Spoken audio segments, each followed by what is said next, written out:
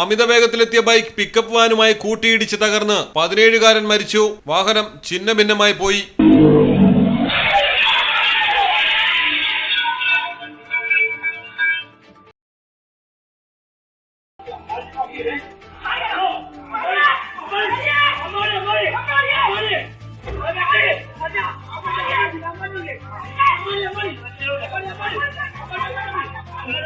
കോട്ടയം പാല പൊൻകുന്നം റോഡിലാണ് അപകടം നടന്നത്. വെള്ളിയേപ്പള്ളി സ്വദേശിയായ കെ അഭിലാഷാണ് മരണപ്പെട്ടത്. കുമ്പാനിയിൽ വെച്ച് ബൈക്ക് എതിർദിശയിലെത്തിയ പിക്കപ്പ് വാനിലേക്ക് ഇടിച്ചു കയറുകയായിരുന്നു.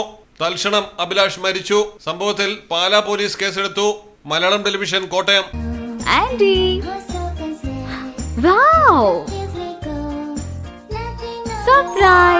ഓരോ ക്രിസ്തുമസും തിളങ്ങുന്ന ഓർമ്മകൾ സമ്മാനിക്കട്ടെ.